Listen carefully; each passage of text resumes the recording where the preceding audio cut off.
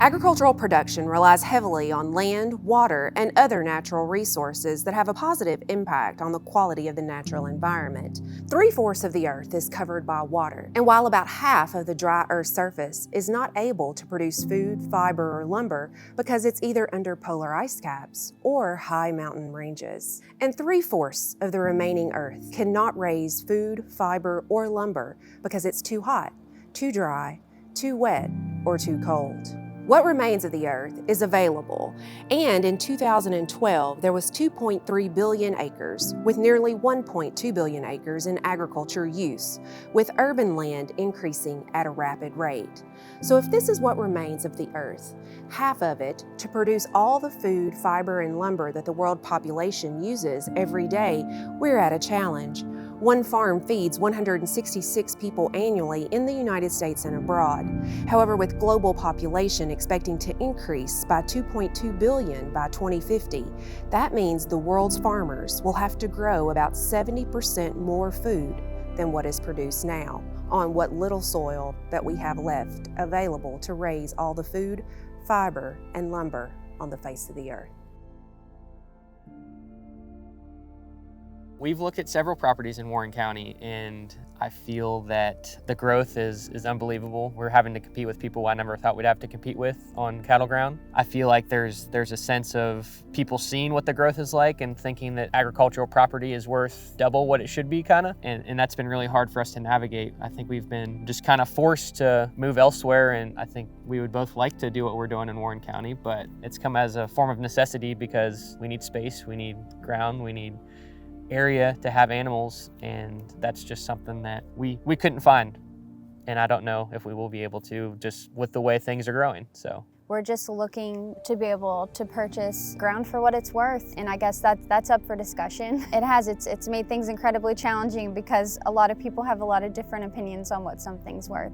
Elizabeth is incredibly grounded to this area, and I'm here because of her and her family and the milk and what she's trying to do, but I don't see many young people that are wanting to produce cattle, crops, etc., going down the same challenges that I'm having to go through, because it's pretty brutal. So the concerns I have with farming is, well, for starters, I would love to farm full-time, but you can't really do that in today's market because of the prices of seed and equipment and parts and everything.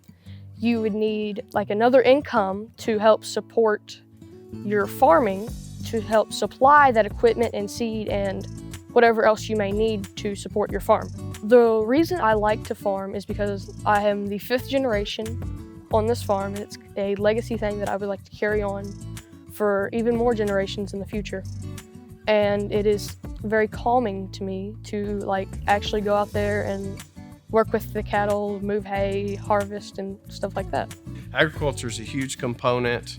Obviously, we can't live if we don't eat, and then the hundreds of $millions that agriculture brings into our economy, very important component of how we live here in Warren County, the rural scenic value, how that fits together with those sometimes competing interests. So your best agricultural land is your flat land, rich, fertile soils for farming.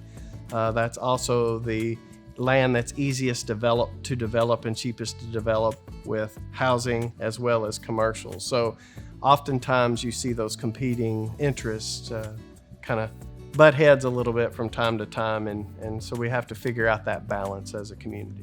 When we raise food close to where people live, it gives them that intimate connection with the land, the food, and the farmer who grew it. When we have food and food dollars and keep them in our local community, it not only helps our farmers, but other small businesses and entrepreneurs. Agriculturalists are natural stewards of the land. They strive to protect the natural resources that go right along with their livelihood, and so protecting the environment is one of their #1 goals. When we talk about growing for tomorrow, we must feel blessed to live in this community.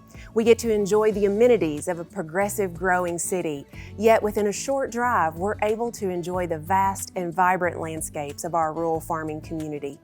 However, we must take great pride in this, and with great collaboration and planning, we can make sure to enhance and keep those 2 great sectors of our community for generations to come.